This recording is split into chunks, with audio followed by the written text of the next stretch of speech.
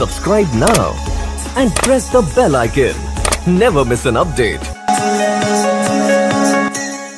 Students last lecture में हमने Google search engine के बारे में पढ़ा था कि गूगल सर्च इंजन कैसे वर्क करता है। उसके अलावा भी हमने डिफरेंट सर्च इंजन के बारे में पढ़ा था और ये भी हमने बात की थी कि सर्च इंजन पे जाके कितनी चीज़ें एग्जिस्ट करती हैं। यहाँ पे एक सर्च इंजन आता है, फिर उसके बाद सर्प आता है, फिर सीकर आता है, फिर एक वेबसाइट या प्रॉपर्टी ऑनर आता है। ये सारी बातें हमने कवर की थी।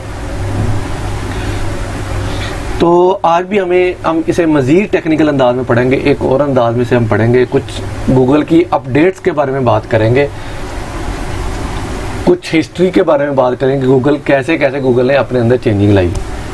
यहाँ पे आपको गूगल की तारीख बताना मकसद नहीं है कि गूगल ने कैसे खुद को अपग्रेड किया, मगर ये बताना मकसद है कि आपको किन किन चीज़ों का ख्याल रखना है, गूगल की किन अपडेट्स का आपको ख्याल रखना है। ठीक है, तो उन्हीं बारे में हम आज पढ़ते हैं। तो स्टूडेंट, ये सर्च इंजन वर्किंग मेथड था कि जिसमें वर्ल्ड वाइड वेब पर www में क्रॉलर कैसे काम करती है, फिर उसके बाद इंडेक्सर काम कैसे करता है, फिर रैंकिंग एल्गोरिथम कैसे काम करता है। और आज जो हम जिस फैक्टर के बारे में बात करने जा रहे हैं वो उसकी टोटल फोकस रैंकिंग एल्गोरिथम है कि आखिर ये रैंकिंग एल्गोरिथम है ये कैसे स्पेसिफिक रिजल्ट हमें सामने ला के देता है। स्टूडेंट, अगर आप एक सेकंड पे खुद को एक आम यूज़र, एक सीकर, एक टिपिकल यूज़र की नज़र में रख के देखें तो आप जब गूगल पे जाते हैं तो आप कैसे सर्च आउट करते हैं। आप सर्च आउट करते हैं, आपके माइंड में जो कुछ चल रहा होता है, बेस्ट रियल एस्टेट एजेंट्स इन फैसलाबाद, उसके अंदर आप ना स्पेलिंग पे गौर करते हैं ना कुछ देखते हैं कि यार कोई वर्ड आगे पीछे है या नहीं है, आप जस्ट टाइप कर देते हैं। बाज़ दफ़ा कीवर्ड्स भी ऐसे होते हैं जिनका कोई मतलब ही नहीं निकलता होता, बड़े मुमल से कीवर्ड्स होते हैं, मगर आप ऐड कर देते हैं, आप वहाँ पे टाइप कर देते हैं। इसके बावजूद गूगल आपको स्पेसिफिक रिजल्ट निकाल के देता है, आपको यूनिक रिजल्ट निकाल के देता है। यही वो वजह है जिसकी वजह से गूगल की हाई रैंकिंग है। गूगल सर्च इंजन जो है वो टॉप रैंक पे है। ठीक है, उस जैसा सर्च इंजन कोई भी ऐसा नहीं है। इनके आप ये कह लें कि गूगल की मोनोपोली पूरी दुनिया पे कायम है। इस जैसा सर्च इंजन कहीं भी और नहीं है, किसी भी और कंपनी के पास नहीं है। और दूसरे एस्पेक्ट से देखें तो आप यूँ भी कह सकते हैं कि यही इसी सर्च इंजन की बदौलत उसने अपनी मोनोपोली को पूरी दुनिया में, इंटरनेट की वर्ल्ड पे कायम किया हुआ है। www वर्ल्ड वाइड वेब पे उसने अपनी इसी मोनोपोली की वजह से कायम है। वो मोनोपोली क्या है कि वो अपनी ऑडियंस का ख्याल रखता है, उसको वो रेलिवेंट रिजल्ट निकाल के देता है। ठीक है, तो स्टूडेंट, उस दिन हमने ये सारा तकरीबन पढ़ लिया था।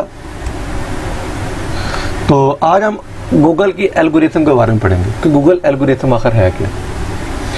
तो इसकी सादा सी तारीफ ये है कि गूगल एल्गोरिथम एक ऐसा कॉम्प्लेक्स सिस्टम है या ऐसा सॉफ्टवेयर है जिसे हम यूज़ करते हैं अपना स्पेसिफिक रिजल्ट निकालने के लिए, अपने स्पेसिफिक मालूमात के लिए, अपने स्पेसिफिक मवाद के लिए। ठीक है, और गूगल भी हमें उसी हमारी ना सिर्फ जो हम टाइप करते हैं उसको मद्देनज़र रखता है, मगर वो उसकी बैकएंड पे जो माइंडसेट होता है, जो उसके बैकएंड पे जो इंटेंट होता है कि हम कोई चीज़ ख़रीदना चाह रहे हैं या जस्ट मालूमात लेना चाह रहे हैं, ये भी वो जानते हुए आपको निकाल के रिजल्ट देता है। देखें, अगर आप एक चीज़ पाकिस्तान में सर्च करेंगे उसके रिजल्ट्स और निकलेंगे, अगर वही कीवर्ड्स आप जाके यूएस में टाइप करेंगे उसके रिजल्ट्स और निकलेंगे। अगर आपकी अपनी जीमेल पर लगी हुई है ब्राउज़र के अंदर, आप कुछ टाइप करेंगे आपको रिजल्ट और तरह के शो होंगे।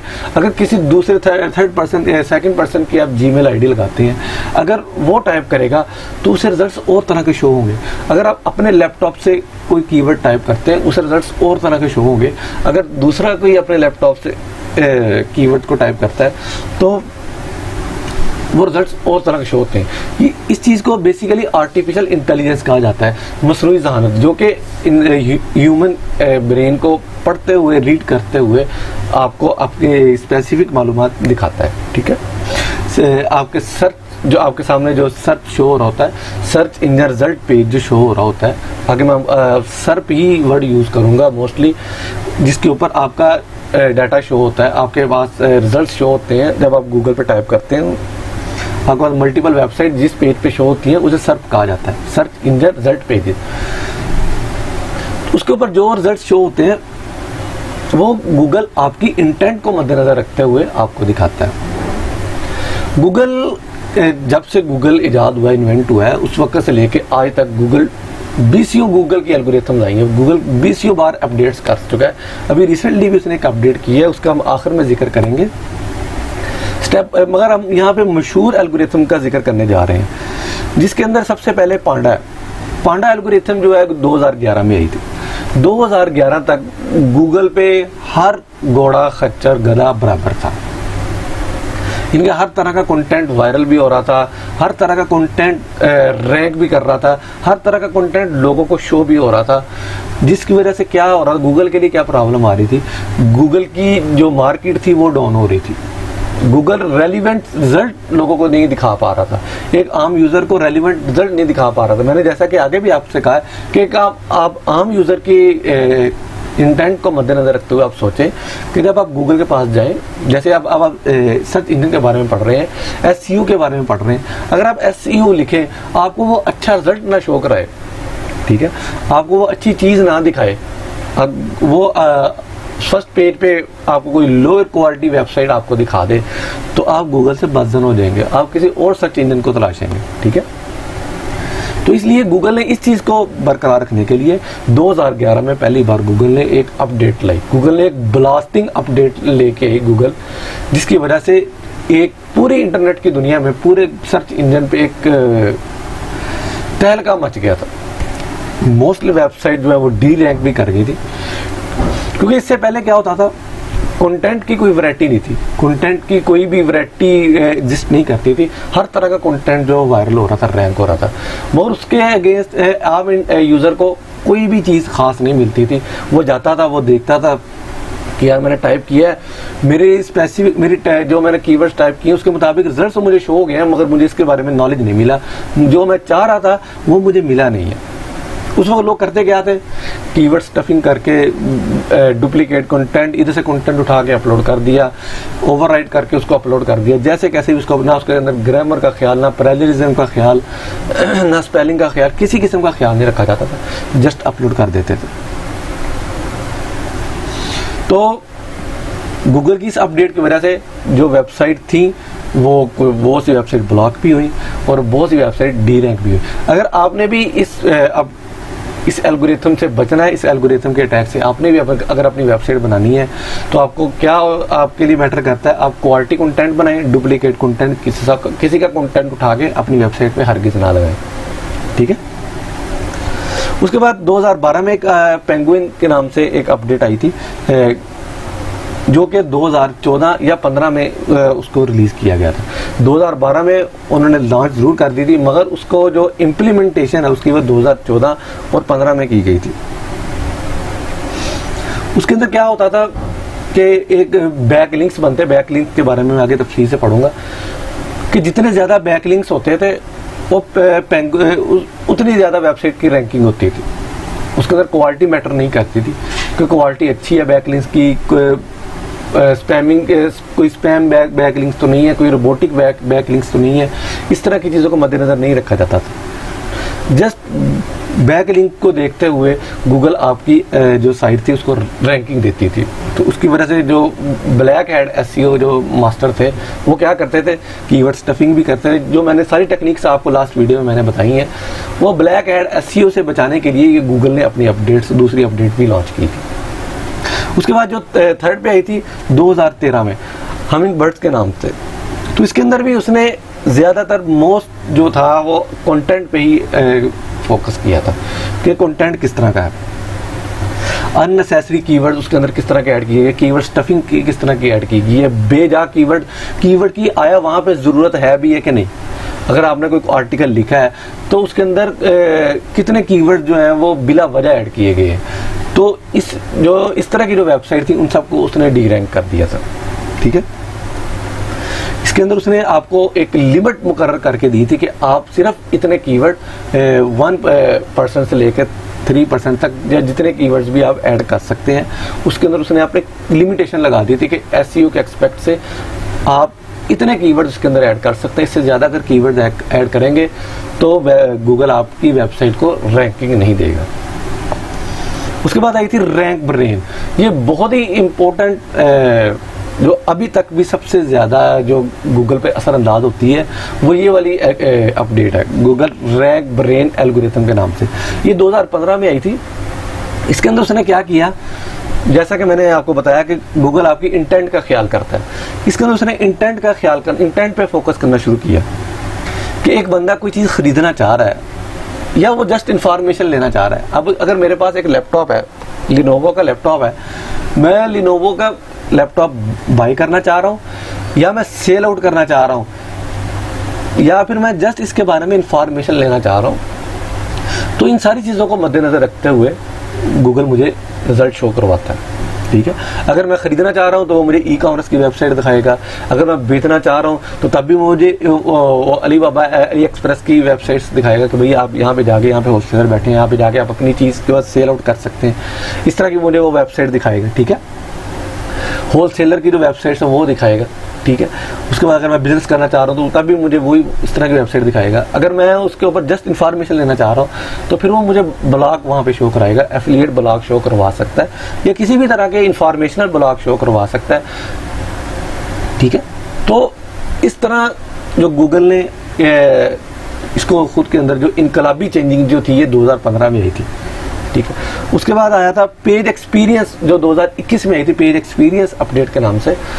पेज एक्सपीरियंस अपडेट के अंदर क्या हुआ, पेज एक्सपीरियंस के अंदर ये हुआ कि वो उसने ये चीज़ जज करना शुरू की कि वेबसाइट रैंक भी हो गई, उसके अंदर एसईओ भी अच्छी हो गई, वेबसाइट रैंक भी कर गई, यूज़र तक पहुंच भी गई, यूज़र ने उसको ओपन भी कर लिया।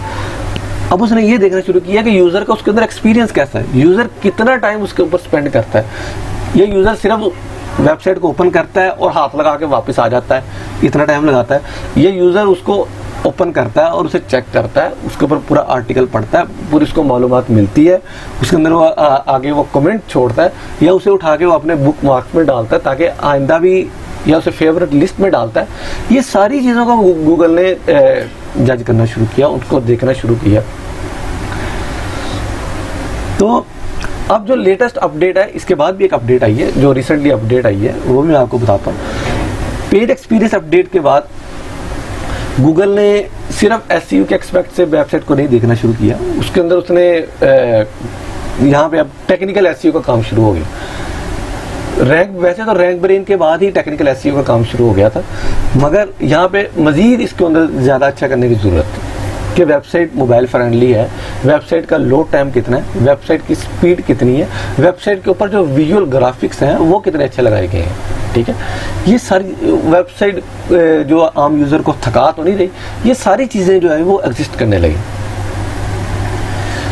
तो क्योंकि गूगल जब आप कोई भी कीवर्ड टाइप करते हैं, वहाँ पे जाकर कोई फ्रेज टाइप करते हैं सर्च बार में जाके, गूगल उसके अकॉर्डिंग आपको हर तरह का कंटेंट दिखाता है। वो आपको फोटोज़ दिखाता है, वो आपको वीडियोस दिखाता है, वो आपको टेक्स्ट कंटेंट दिखाता है। उसके बाद आपके पास ई बुक्स शो होती हैं, न्यूज़ शो होती हैं, फिनांस के हवाले से आपको बताया जाता है। इनके काफ़ी ज़्यादा ऑप्शन वहाँ पर आपके सामने आते हैं। ठीक है, तो इस अपडेट के बाद गूगल ने जो जिसके ऊपर अच्छा रिजल्ट मिल रहा था उनको रैंक करना शुरू किए। ठीक है, इसके बारे में मज़ीद आगे आपको बताता हूँ। फिर उसके बाद हेल्पफुल कंटेंट की जो रिसेंटली अपडेट आई है, जो कि अगस्त 2022 में ही अपडेट आई है, तो ये गूगल ने इसको अंदर क्या एक्सपेक्ट किया। इसके अंदर वैसे तो काफ़ी लंबा चौड़ा आर्टिकल उन्होंने भेजा था, मगर इसके ऊपर भी उसने इस चीज़ पर गौर किया कि जो कंटेंट लिखा जा रहा है उसके अंदर आम यूज़र की कितनी हेल्प हो रही है, वो आम यूज़र उसको अच्छे अंदाज में पढ़ पा भी रहा है कि नहीं। उसके अंदर अगर आपने मिसाल तौर पे अगर मैंने कंटेंट लिखा है तो गूगल ये चीज़ देखता है कि इसने एसईओ की है, एसईओ को मद्देनजर रखते हुए कंटेंट लिखा है या इंटेंट को मद्देनजर रखते हुए कंटेंट लिखा है। ठीक है, क्योंकि एसईओ की वजह से आपके जो गूगल का रोबोटिक सिस्टम है, जो गूगल का एल्गोरिथम, उसकी जो आर्टिफिशियल इंटेलिजेंस है, उसे तो आप समझा पाएंगे कि यार मेरी वेबसाइट जो है ये इस स्पेसिफिक कीवर्ड पे आपने शो करवानी है, उसको तो आप समझा देंगे। मगर गूगल ने क्या यहाँ पे अपडेट की है, गूगल ने ये अपडेट की है कि भाई मेरे समझने से कुछ नहीं होगा, जब तक आम यूजर को इससे कोई फायदा नहीं पहुंचेगा मैं उसको डी रैंक कर दूंगा। ठीक है, गूगल ने यहाँ पे आपको ये बताया, अगर आप एसईओ के एस्पेक्ट से देखें, गूगल ने आपको ये वार्निंग दी है, इस बारे में खबरदार किया है कि आपने कंटेंट मेरे लिए नहीं लिखना, मुझे सारा पहले ही पता है।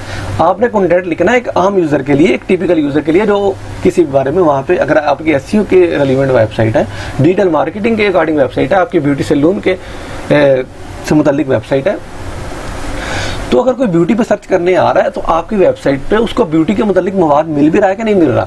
ये जस्ट आपने मुझे ही धोखा दिया हुआ है कि बस आपने मेरा मवाद शो करवा देना है, बाकी उससे जो कुछ को कोई हेल्प मिल भी रही है कि नहीं मिल रही। ठीक है, इसके लिए उसने क्या किया, जो आर्टिफिशियल इंटेलिजेंस के मदद से जो आर्टिकल लिखे जाते थे उनको उसने जिक्र चाहिए। इसको मैं ये नहीं कह रहा कि वो बिल्कुल फ्लॉप है, आर्टिफिशियल इंटेलिजेंस की मदद से आर्टिकल लिखे हुए, नहीं, ऐसी बात नहीं है। उसका तरीकाकार ये कि आपने आर्टिकल आर्टिफिशियल इंटेलिजेंस की मदद से, टूल्स की मदद से अगर आपने आर्टिकल कोई लिखा है, आप उसे खुद पढ़ें। उसके बाद अगर आप उसे खुद पढ़ें भी कि ये एक आम यूज़र को मद्देनजर रखते हुए आप खुद पढ़ें कि अगर मैं आम यूज़र के माइंडसेट से आप उसे सोचें कि ये मुझे कितना हेल्प आउट कर रहा है। अगर तो हेल्प आउट कर रहा है तो आप वहाँ पे पब्लिश करें, तो गूगल भी आपके उस हेल्पफुल कंटेंट को लोगों तक पहुँचाएगा, रैंक करेगा। ठीक है, तो इसलिए आपको भी चाहिए कि अगर आपने अब वेबसाइट बनानी है, जाहिर सी बात है कि आप इसको सीख रहे हैं, आपने वेबसाइट बनानी है, कंटेंट भी आपने तैयार करना है, तो उसके अंदर आपने क्या इंटेंट मद्देनजर रखनी है, आपने ये चीज़ मद्देनजर रखनी है कि लोग क्या चाहते हैं, जो आम यूज़र आ रहा है वो क्या चाहता है। अगर कोई कीवर्ड टाइप करके कोई आम यूज़र आ रहा है तो वो चाहता क्या है। ठीक है, हमने ये चीज़ मद्देनजर नहीं रखनी कि हमने सिर्फ सर्च इंजन के ऊपर रैंक करने के लिए, बिल्कुल डेफिनेटली हमने रैंक करना है। रैंक नहीं करेंगे तो लोगों तक हमारा कंटेंट कैसे पहुंचेगा। ठीक है, गूगल का काम ये है कि वो रैंक करवा के आपका कंटेंट लोगों तक पहुंचा दे, वो लोगों पे छोड़ देगा ये बात कि आम यूज़र उसको कितना पसंद कर रहा है। ठीक है, अगर वो ज़्यादा पसंद कर रहा है तो आपकी वो हाई रैंकिंग दे देगा, अगर वो ना पसंद कर रहा है तो आपको लो रैंकिंग की तरफ ले जाएगा। तो इसलिए डुप्लीकेट कंटेंट या किसी भी तरह का अनहेल्पफुल जो कंटेंट है उसको आप उससे अवॉइड करें, और हेल्पफुल कंटेंट जो है, क्वालिटी कंटेंट जो उसी को पब्लिश करें। ठीक है, क्योंकि स्टूडेंट मैं आगे आपको एक और स्लाइड पे लेके जाता हूं।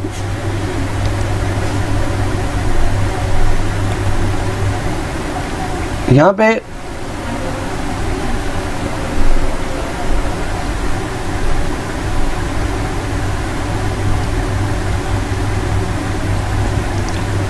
क्योंकि मैंने आपको आगे भी बताया था कि जो वेबसाइट की जो रैंकिंग है उसके अंदर क्या कितनी चीज़ें मैटर करती हैं। स्पीड मैटर करती है, उसके विजुअल कंटेंट मैटर करते हैं, उसकी सिक्योरिटी मैटर करती है, उसका लोड टाइम जो है वो मैटर करता है। ठीक है, ये और एक और चीज़ उसके अंदर ऐड कर लें कि वो मोबाइल फ्रेंडली है भी है कि नहीं।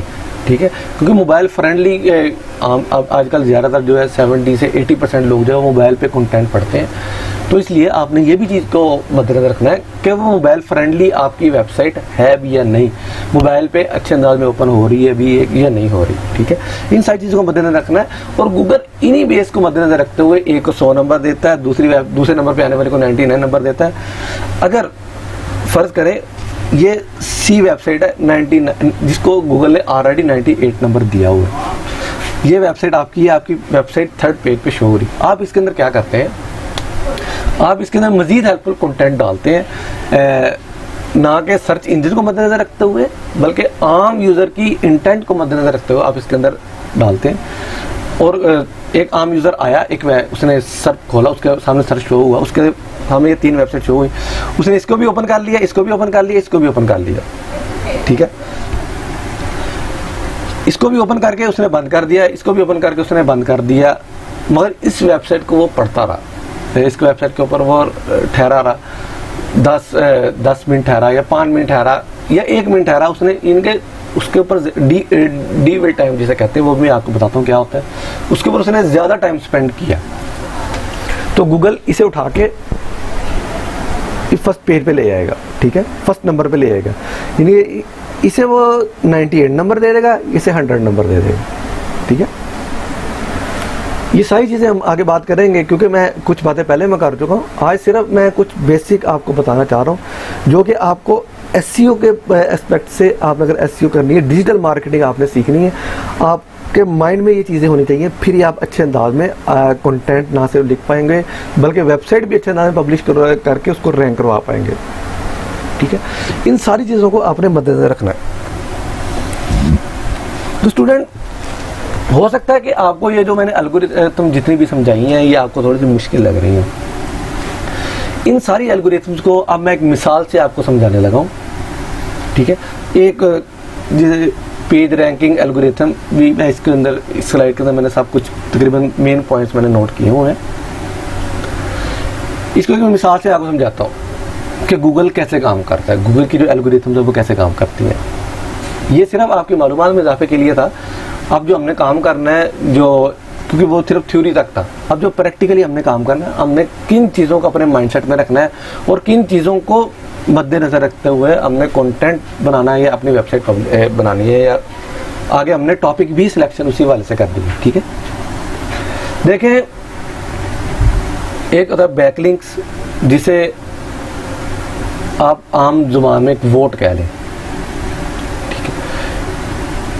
एक इलेक्शन सिस्टम जो है वो कैसे काम करता है, पाकिस्तान में या इंडिया में इलेक्शन सिस्टम कैसे काम करता है।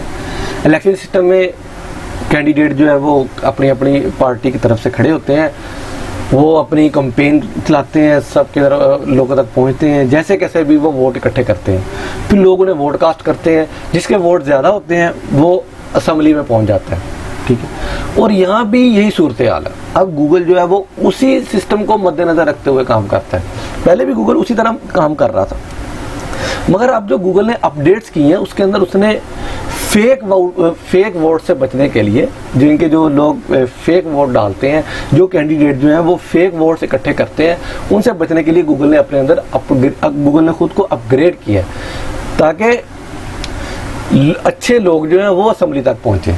ठीक है, अच्छी वेबसाइट जो है वो टॉप रैंकिंग पे आए। ठीक है, ना कि ब्लैक हैट एसईओ करके लोग टॉप रैंकिंग पे हैं। उन्होंने अब अच्छे लोगों को असेंबली तक पहुंचाने के लिए ये अपग्रेडेशन सिस्टम लेके आए। उसके अंदर अब उसने क्या देखा है, इसे आप एक बैक लिंक की मिसाल लें कि बैक लिंक्स जो होते हैं वो मुख्तलिफ वोट को आप डिजिटल ज़बान में आप बैक लिंक्स कह सकते हैं कि एक वेबसाइट को कितने वोट मिले हैं। ठीक है, अगर ये वेबसाइट जो है वो फर्स्ट पे आ रही है, वो कितने वोट के बाद आ रही है, सेकंड पे आ रही है, वो क्यों आ रही है, थर्ड पे आ रही है, तो वो क्यों थर्ड पे आ रही है। अगर एक वेबसाइट फोर्थ पे, फिफ्थ पे, सिक्स्थ, इस तरह जो नंबरिंग आ रही है वो क्यों आ रही है। ठीक है, पहले तो ये था कि गूगल देखता था जिसके वोट ज़्यादा हैं उसको वो उठा के असेंबली में बिठा देता था, उसको उठा के वो टॉप रैंकिंग पे शो करवा देता था।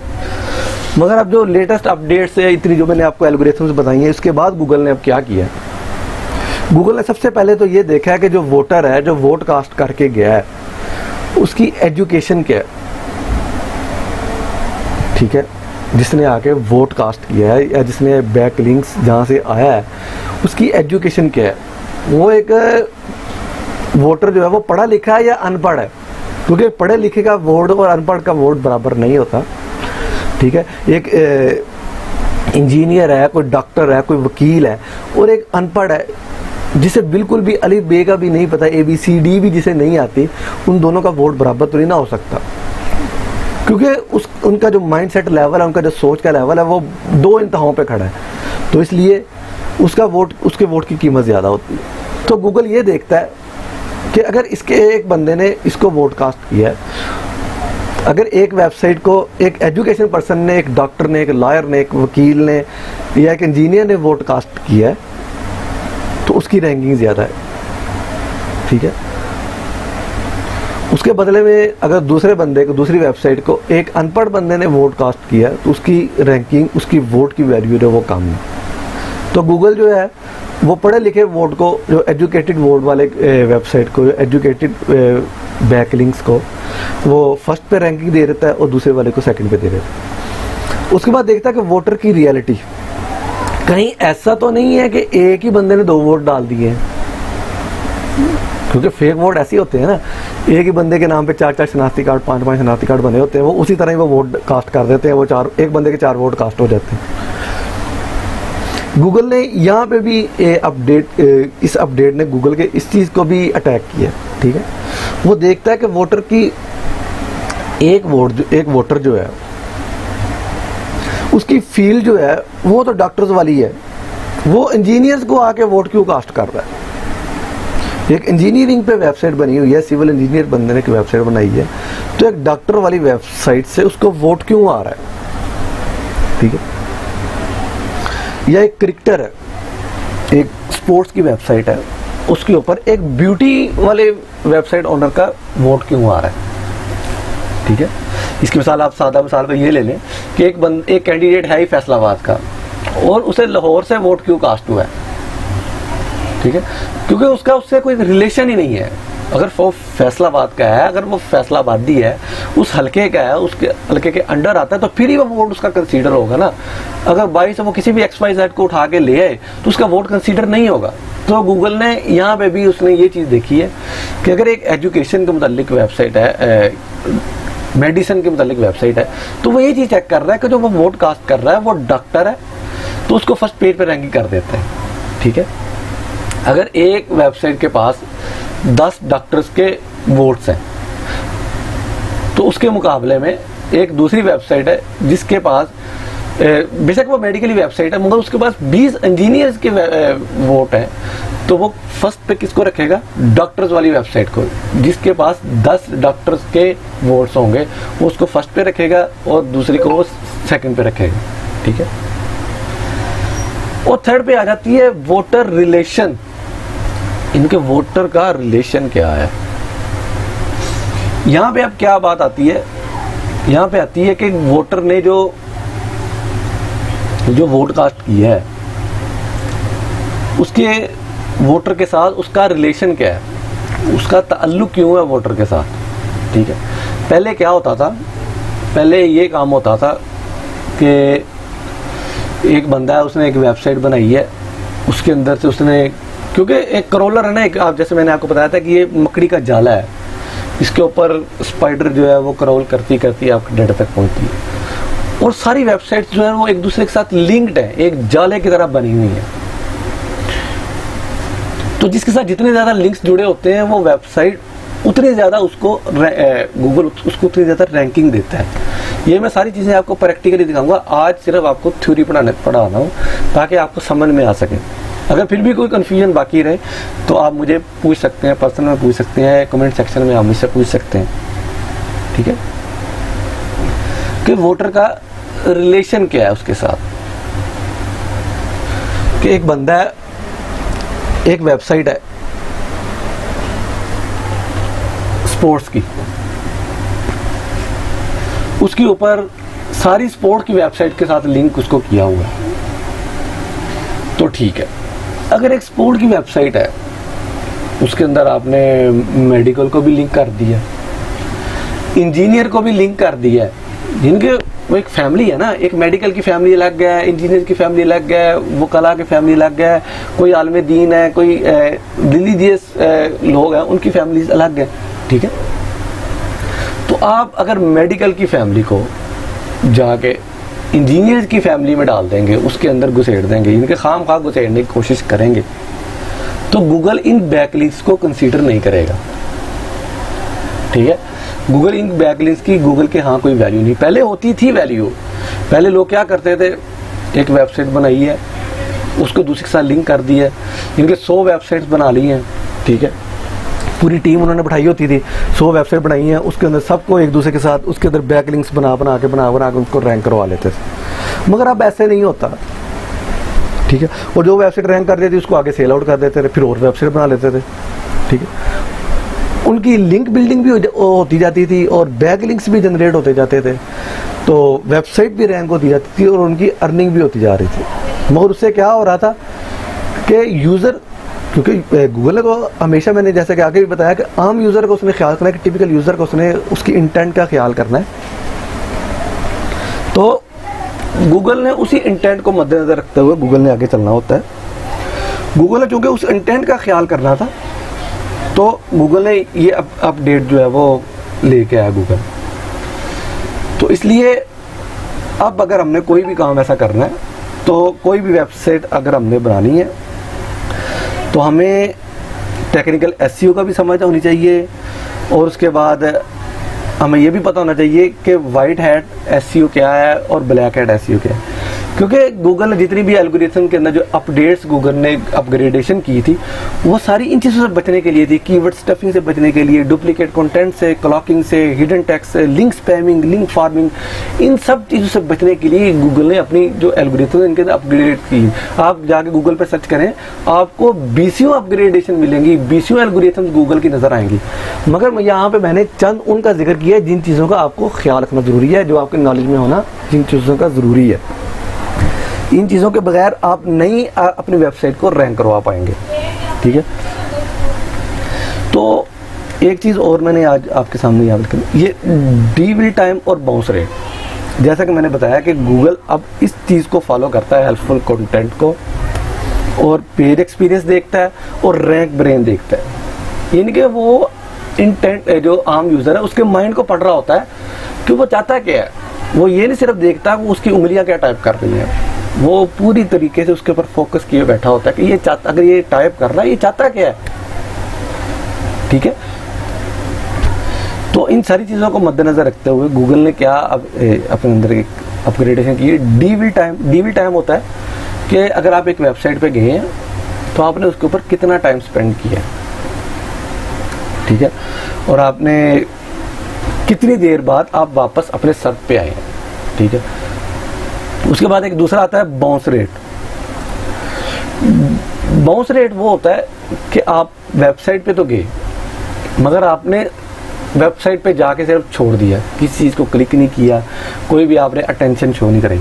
इससे आप बाउंस रेट और डीवी टाइम में सिर्फ इतना फ़र्क है कि बाउंस रेट से आप जज नहीं कर पाएंगे कि यार आया गूगल जो आम यूज़र है वो हमारी वेबसाइट पे आया है और आके उसने शायद हो सकता है कि वो सिर्फ उसने वेबसाइट ओपन कर दी और किसी और काम लग गया हो, ठीक है, या उसे उसका कोई ख्याल ही ना आया हो कि यार मैंने इस ब्लॉग को मैंने बंद भी करना है, इस टैब को मैंने बंद भी करना है, ठीक है, उसकी इस तरफ अटेंशन ही ना गई हो।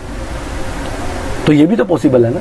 मगर डीवी टाइम में आप ये चीज़ जज कर पाते हैं। डीवी टाइम में आप ये चीज़ जज इसलिए कर पाते हैं कि गूगल जो आम यूज़र है वो आपकी वेबसाइट पे सर्फ के बाद पे क्लिक करके आपकी वेबसाइट पे आता है और आपके पेजेस पे आके मुख्तलिफ जगह पे क्लिक भी करता है और मुख्तलिफ स्क्रॉल डाउन भी करता है, अप्स एंड डाउन भी करता है, उसको पढ़ता भी है, आपका कंटेंट भी देखता है, ये सारी चीज़ें देखता है। उसके अंदर आप जज कर पाते हैं कि यार आपकी आम यूज़र की इंटेंट क्या है। आम यूज़र की इंटेंट को आप जज कर पाते हैं, अपनी ऑडियंस की इंटेंट को आप जज कर पाते हैं। मगर बाउंस रेट में आप जज नहीं कर पाते। बाउंस रेट में बस वो हो सकता है आया और चला गया, वो आया, कंप्यूटर उसने ऑन किया, आप अपना पेज, अपने रिजल्ट ऑन किया, आपकी वेबसाइट को ओपन किया और फिर किसी काम में से बाहर निकल गया और शाम को आया। बाउंस रेट तो कैलकुलेट हो गया, मगर आप यूज़र की इंटेंट को कैलकुलेट नहीं कर पाएंगे। तो इसके लिए डीवी टाइम जो है वो बहुत ज़्यादा ज़रूरी होता है, ठीक है। और कल के इंशाल्लाह लेक्चर में हम ये भी पढ़ेंगे इंटेंट कितनी किस्म की होती है, फिर हम कीवर्ड के बारे में पढ़ेंगे कि कीवर्ड्स कितने टाइप के होते हैं। फिर उसके बाद इंशाल्लाह हमारा बाकायदा तौर पे प्रैक्टिकली काम का आगाज़ होगा। तो आज की आपकी कोई भी असाइनमेंट नहीं है। आज मैं फिर आपसे यही कहूँगा कि जो लास्ट असाइनमेंट मैंने आपको दी है, जिसके अंदर मैंने आपको आपके टॉपिक्स का जो सिलेक्शन का जो दिया है टास्क, वो आप लाजमी कंप्लीट करें। उसके आगे आप ट्री स्ट्रक्चर बनाएं। वो ट्री स्ट्रक्चर कैसे बनाना है, जितनी ब्रांचेज उसकी बनती जाती है आप बनाते चले जाएं, ठीक है, वो उतनी ही काम है। ये आपके लिए बहुत प्लस पॉइंट साबित होने वाले हैं आइंदा इन फ्यूचर। जब आप आर्टिकल लिखेंगे, अपनी कैंपेन रन करेंगे, अपनी वेबसाइट बनाएंगे, अपना ब्लॉग बनाएंगे, अपना ई-कॉमर्स स्टोर बनाएंगे, अपनी वेबसाइट को कैटेगराइज करेंगे, ये चीज़ें आपको बहुत ज़्यादा हेल्प देंगी आपको, ठीक है। तो इसलिए मैं बार बार आपसे ये कहूँगा कि इस चीज़ को लाजमी आप मद्देनज़र रखें। इस चीज़ को छोटा हल्का ना लें, इस चीज़ को छोटा मत समझें, इस चीज़ को कम मत लें। ये एक जितना टाइम आप इस पे लगा लेंगे, आपको वेबसाइट पर रैंकिंग करने में उतना ही टाइम कम लगेगा। तो स्टूडेंट, मिलते हैं इंशाल्लाह ताला नेक्स्ट लेक्चर में। अल्लाह हाफिज़।